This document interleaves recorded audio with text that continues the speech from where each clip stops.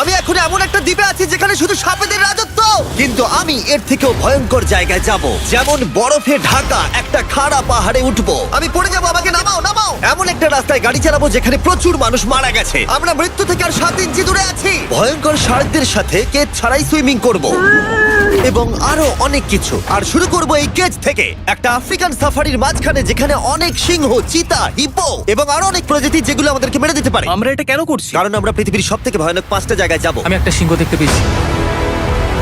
ও মাই god, এটা আমরা কেন করছি? আর যাতে সিংহরা আমাদের কাছাকাছি আসে তাই আমি অনেক মাংস এনেছি। ছড়িয়ে এবং কেজের চারপাশেও ঝুলিয়ে দেব। ভাই আমরা বেঁচে ফিরবো তো? কিন্তু আসলে যে কারণে এই জায়গাটা বেশি ভয়ঙ্কর সেটা হলো সূর্য ডুবে যাবার পরে আমরা দেখতে পাই না, কিন্তু ওরা দেখতে পায়। জিমি, ওদিকে দুটো সিংহ রয়েছে। এই শব্দটা তো কন্ডারের মতো লাগছে। না, এটা বিশাল ভাই। সবকিছু রাতে বেরোয় কেন? ভাই, আমাদের সিংহটা পুরো ঘিরে ধরেছে। আমাদের থেকে মাত্র 20 ফুট দূরে রয়েছে ওরা। সিংহগুলো আমাদের চারপাশে ঘুরেই যাচ্ছিল। আমরা হয়তো এই ভিডিওটা করতে গিয়ে মারাই যাবো। আর এটা তো সবে শুরু, কারণ এই ভিডিওতে পরের জায়গাগুলো আগের জায়গার থেকে আরো অনেক বেশি ভয়ানক হতে চলেছে। শেষে থাকবে এমন একটা দ্বীপ যেটা সম্পূর্ণ বিষাক্ত সাপে ভরা। আর এবার আমরা আইস ক্লাইম্ব করব একটা বিশাল ভয়ানক ঠান্ডায় জমে যাওয়া জলপ্রপাত। এখান থেকে ফিরে আসার কোনো উপায় নেই। এই দুটোর মধ্যে যে কোনো একটা পথ দিয়ে এই বিশাল খাড়া পাহাড়ে উঠতে হবে এই ব্লেডেড বুটস আর এই আইস পিক্সের সাহায্যে। আমার জীবনে করা এটা সবথেকে ভয়ানক জিনিস। আমার জন্য প্রার্থনা করো। জিমি, তুমি চাও আমরা এই পাহাড়টায় চড়ে ওপরে উঠি?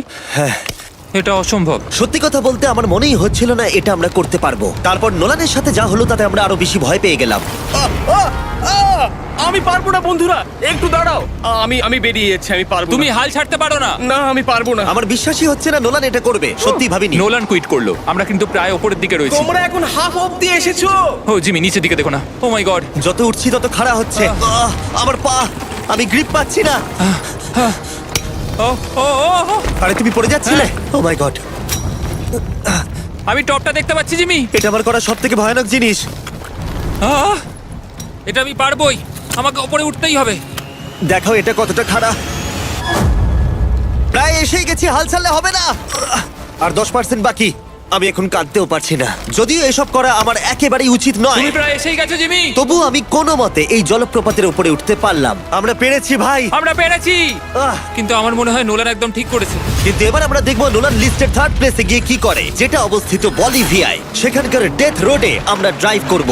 আর এখন আমরা রয়েছি পৃথিবীর সবথেকে বিপজ্জনক রাস্তায়। এই জায়গাটা যে কোনো স্কাই স্ক্রিপারের থেকে অনেক বড়। আমি বুঝতে পারছি না আমরা কেন এখানে এলাম। মিথ্যে বলছি না, এই রাস্তায় অনেকজন মারা যাওয়ার কারণে এই রাস্তাটা 1 যুগ আগেই বন্ধ করে দেওয়া হয়েছিল। এই রাস্তায় গড়ে প্রতি বছর 300 জন মারা যেত, কিন্তু আমাদের কাছে গভর্নমেন্ট পারমিশন রয়েছে, তাই আমরা এই রাস্তা দিয়ে যেতে পারি। পারমিশন না পেলে খুব ভালো হতো। চিন্তা করো না, কিছু হবে না, না। আমার তো চিন্তা হচ্ছে। এবার বুঝতে পারছি কেন ডেথ রোড বলে। কিন্তু তুমি এমন চালাচ্ছ জানো এটা খুব সাধারণ রোড। ও। দেখো তোমার জীবন আমার হাতে রয়েছে, তাই তুমি এরকম না, তোমার জীবন আমার হাতে রয়েছে। দেখো স্টিয়ারিংটা মনে হচ্ছে কেঁপে উঠলো। স্টিয়ারিং থেকে হাত সরিও না। আমরা এখন মৃত্যু থেকে মাত্র 7 ইঞ্চি দূরে আছি। আমরা খাদের খুব কাছে রয়েছি। সাবধানে সাবধানে সাবধানে। বলছো নাকি? ও মাই Flash করছে? গড, আমার লাইফ ফ্ল্যাশ করছে, ফ্ল্যাশ করেই যাচ্ছে আচ্ছা, বারবার। আর যদি তোমরা ভাবো এটাই সবথেকে বিপজ্জনক, তাহলে বলে রাখি আমাদের রাস্তায় আরো 3টে বিপজ্জনক স্পট বাকি আছে। রাস্তা আস্তে আস্তে আরো সরু হয়ে যাচ্ছে। এই জায়গাটা কিন্তু খুব সাবধানে চালিও। Oh my God! দেখো ওই জায়গাটা টায়ার কিন্তু মাটিতে থাকবে না, দেখতে পাচ্ছো? হ্যাঁ, সেটা আমি দেখতে পাচ্ছি। ও মাই গড, দেখো খাদটা Oh, কতটা দাঁড়াও। গভীর। নোলান, তুমি কি একটু গাইড করতে পারবে? অবশ্যই, গাড়ি থেকে নামতে পারলে খুবই খুশি হব। ও দেখো পড়ে যেও না ভাই। এটা কি? একবার দেখো খাতটা কতটা গভীর। সত্যি অনেক গভীর। এখান থেকে একটা হ্যাঁ, ওয়াটার এখান থেকে আমাকে বার করো। ঠিক আছে। এটা তো পাগলামো ভাই। আমাদের গাড়িটা খাদের একেবারে কিনারায়। গাড়ির চাকা এই গভীর খাদের একদম পাশ দিয়ে যাচ্ছে। এটা পাগলামো। সাবধানে, এই জায়গাটা ঢালু রয়েছে আর খুব স্লিপও আছে। এগিয়ে এসো। নোলান, তুমি একেবারেই ডিরেকশন দিতে পারো না। আসলে আমি এখন চেষ্টা করছি গাড়ি থেকে বাইরে থাকার। অত ভালো ডিরেকশন আমি দিতে পারি না। তুমি ভিতরে ঢুকে পারো, কিচ্ছু পারছো না তুমি। ঠিক আছে। তাড়াতাড়ি বসো, এবার আমি স্পিড তুলবো। নোলান, তুমি কি জানো এই রাইডে কি করলে বেশি মজা হবে? কি? আমাদের brand new festival creamy peanut butter cup খেলে। ও, আমি ভাবলাম তুমি বলবে গাড়ি আস্তে চালালে। না, ও মাই ফগ গড। অনেকটাই বেড়ে যাচ্ছে, সামনে ঠিকঠাক দেখা যাচ্ছে না। রাস্তার বেশ কিছু অংশ একেবারেই সাধারণ, কিন্তু বলিভিয়াতে ওয়েদার খুব তাড়াতাড়ি চেঞ্জ হবার কারণে হঠাৎ প্রচুর কুয়াশা মৃত্যুদূত হিসেবে সামনে চলে আসে। আরে দাঁড়াও দাঁড়াও দাঁড়াও দাঁড়াও দাঁড়াও দাঁড়াও, আমরা ধারে চলে এসেছি। আমি ভালো করেছি তো? না, আর একটু হলে কিন্তু আমরা পড়ে যেতাম। খাদের খুব কাছে আছি। ঠিক আছে, তাহলে এদিক দিয়ে বের করি। ঠিক আছে। একটু দূর দিয়ে চলো। হ্যাঁ, আরে, ঠিক আছে। ওটা কিসের আওয়াজ হচ্ছে? আমরা অনেক কাছ দিয়ে যাচ্ছি। আমি ভাবলাম সবকিছু একসাথে মিক্স করি আর বের করি আমাদের নিজেদের ফেস্টিভ্যালস কাপ। এই কাপের সব থেকে ভালো জিনিস হলো আমরা পিনাট বাটার জার থেকে সরাসরি বের করে ইউজ করি। দেখো কতটা জ্যাব আছে, এটা দারুণ খেতে। এছাড়াও এর মধ্যে আমরা ফেস্টিভ্যালস চকলেট দিয়েছি। তোমরা হয়তো জানো না, ফেস্টিভ্যালস এর কৃষকদের আমরা যথেষ্ট পারিশ্রমিক দিই। আমরা ফেয়ার ট্রেড সার্টিফাইড বিন ব্যবহার করি। আমরা একেবারেই শিশু শ্রমিক সমর্থন করি না। ও মাই গড, এই তিনটে জিনিসই কোনো আমেরিকান চকলেট কোম্পানি করে না। নোলান, হ্যাঁ, এক যুগ তো কেটে গেছে, দেখে নাও ব্রিজটা ঠিকঠাক আছে কিনা। ঠিক আছে। আমি শিওর হতে চাই যে এটা ভেঙে পড়বে কিনা, কারণ আমি মরতে চাই না। নোলান, ব্রিজটা পরীক্ষা করো, সব ঠিক আছে? হ্যাঁ, ঠিক আছে। বিগ চকলেট তাদের কৃষকদের মজুরি কম দেয় আর শিশুদের দিয়ে কাজ করায়। শুধুমাত্র পশ্চিম আফ্রিকাতেই লক্ষ লক্ষ শিশু শ্রমিক রয়েছে যারা কোকো ফার্মে কাজ করে। তাই তোমাদের এটা খাওয়া উচিত শুধুমাত্র স্বাদে দারুণ বলেই নয়, বরং চকলেট ইন্ডাস্ট্রিকে একটা বার্তা দেওয়ার জন্য। তোমাদের কৃষকদের যথেষ্ট পারিশ্রমিক দাও আর শিশু শ্রমিক প্রতিকার করো। এটা তো পাগলামো ভাই। আমরা ডেথ রোড সার্ভাইভ করলাম। এখন অবধি আমরা সার্ভাইভ করেছি, কিন্তু পরের বোনাস প্লেসে কার্ল আর নোলান শার্কে ঘেরা সমুদ্রের একেবারে মাঝখানে যাবে। আর কিছু কারণবশত জলে কেজের মধ্যে থাকবো না। হ্যাঁ, ইউজুয়ালি আমরা এটাই ব্যবহার করি, কিন্তু এবারে আর করব না। এখানকার শার্কগুলো অতর্কিতে আক্রমণের জন্য বিখ্যাত, আর এটাই এই জায়গাটাকে ইউএস এর সব থেকে বিপজ্জনক করে তুলেছে। বিশ্বাসই হচ্ছে না আমরা এটা করতে চলেছি। ও মাই গড, এগুলো তো অনেক বড় সার। ও মাই গড। ভাই, আমরা এটা কেজ ছাড়া কেন করছি? ভাই, তোমার পেছনে পেছনে। ও মাই গড, এটা অনেক বড়। নোলান, এক্ষুনি ভাই, নামো। আমার ইচ্ছা করছে না, আমি যেতে চাই না। সত্যি আমি মরতে চাই না ভাই, মরতে চাই না। ও মাই গড, এটা তো অনেক বড়। ঠিক আছে, ঠিক আছে ভাই, এই সাপগুলো তো দ্বিগুণ বড়।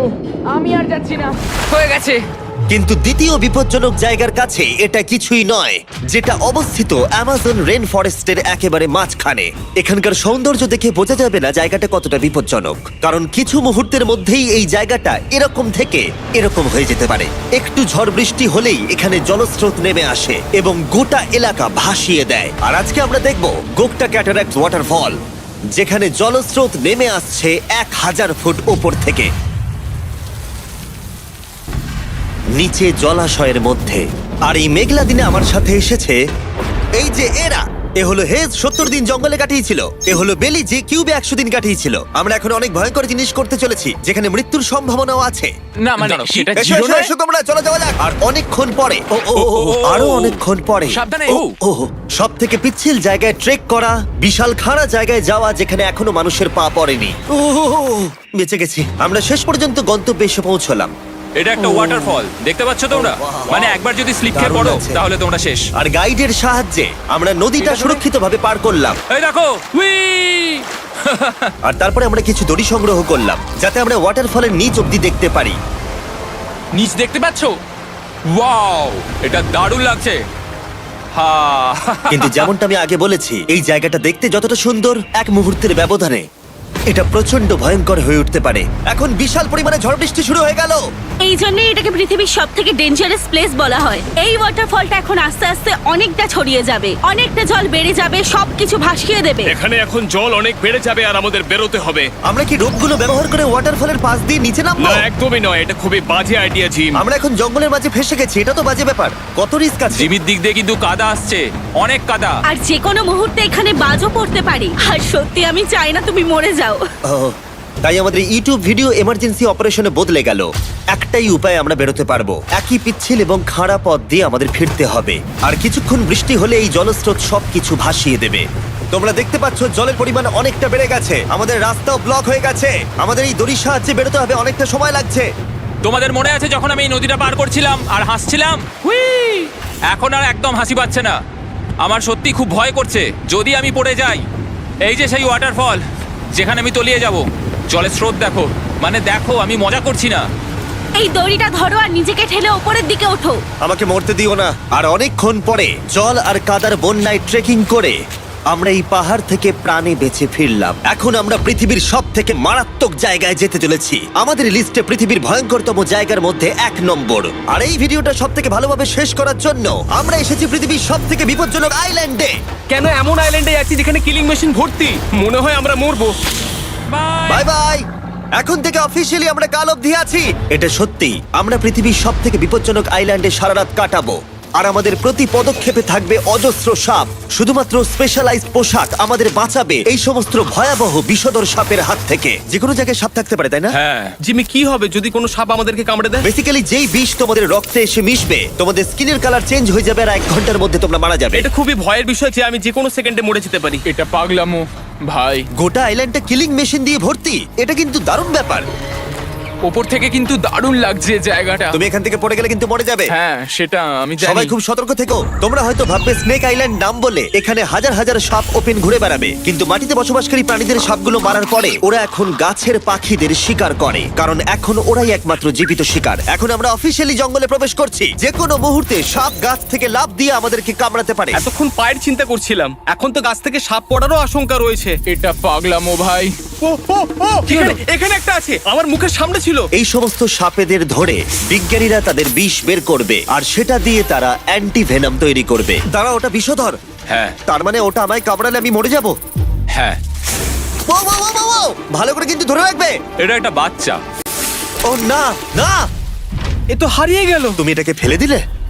না, পালিয়ে গেল। এটা পালিয়ে গেল। কিন্তু তুমি, মানুষটা সাপটাকে এমন ভাবে ফেললো যেন আমি আমার ফোন ফেলেছি। যত আমরা জঙ্গলের গভীরে ঢুকছি, ঝোপঝাড়গুলো খুব ঘন, আমি আমার সামনে 2 ফুটও দেখতে পারছি না। যে কোনো জায়গায় সাপ থাকতে পারে।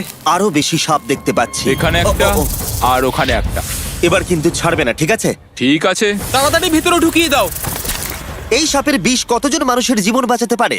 প্রায় 1000 জনের। ও, এটা তো অসাধারণ। সারা বিশ্বের যত অ্যান্টিভেনাম পাওয়া যায় তার 90% ব্রাজিল থেকেই পাওয়া যায়। তার মানে হলো যতগুলো সাপ আমরা ধরবো তত হাজার মানুষের জীবন বাঁচবে। জিমি, ওখানে আরেকটা সাপ রয়েছে। ও মাই গড, এটা তো বিশাল। আমরা অনেক খুঁজে পাচ্ছি, ওরা বাইরের দিকে তাই আসছে। দিনের বাকিটা সময় আমরা এই বিষাক্ত সাপগুলোকে ধরতে সাহায্য করলাম। এমনকি আমরা বিজ্ঞানীদের রিসার্চেও সাহায্য করলাম। দেখো, এই সাপটা মাটি থেকে 15 ফুট উপরে রয়েছে, আর সায়েন্টিস্টরা আমাদের গাছটাকে নাড়াতে বললো যাতে এটা নিচে পড়ে যায়। এই গাছগুলোর নিচে আমি কখনোই ক্যাম্পিং করব না। ও তো একটুও নড়ছে না। অনেকগুলো জীবন বাঁচাতে হলে আমাদের অ্যান্টিভেনাম দরকার। অন্ধকার ঘন হয়ে এলে আমরা সার্ভাইভ করার দিকে মন দিলাম। এবার ক্যাম্পিং এর সময়। ক্যাম্প সেটআপ হয়ে গেল, যদিও আমি সত্যিই জানি না এই ক্যাম্পগুলো স্নেক প্রুফ কিনা। আমরা এখন ঘুমোবো সাপেদের মাঝে। একটু ভয় লাগছে। এখন আমরা ঘুমোবো আর আশা করব আমাদের টেন্টে কোনো সাপ ঢুকে পড়বে না। খুবই ভয় লাগছে। আমি বাড়িতে গিয়ে শান্তিতে ঘুমোতে চাই। তাই আমাদের মনে একটাই চিন্তা ঘুরপাক খাচ্ছিল, যত তাড়াতাড়ি সম্ভব এখান থেকে বেরোতে হবে। আমি শুধু বাড়ি যেতে চাই। একটা বিশাল আইস মাউন্টেনে ওঠা থেকে শুরু করে এমন রাস্তায় ড্রাইভ করা যেখান থেকে 1000 ফুট নিচে পড়ে যাবার সম্ভাবনা আছে, শার্কে ঘেরা সমুদ্রের মাঝে সাঁতার কাটা কোনো কেদ ছাড়াই, এবং সবার শেষে আমরা স্নেক আইল্যান্ড সার্ভাইভ করেছি এবং কেউ মরেনি। দেখার জন্য ধন্যবাদ। তোমরা আমার brand new festival creamy peanut butter cup খেও এই রিটেলার গুলোতে পাওয়া যাচ্ছে। আমি চকলেট ইন্ডাস্ট্রিকে একটা বার্তা দিতে চাই, চকলেটের উৎপাদনকে সুরক্ষিত করো। ব্যাকের কিউআর কোড স্ক্যান করে শিখে নাও কিভাবে বিস্ট গেমস এর সিজন 2 এর বাকি 50টা স্পটে নিজের জায়গা করবে।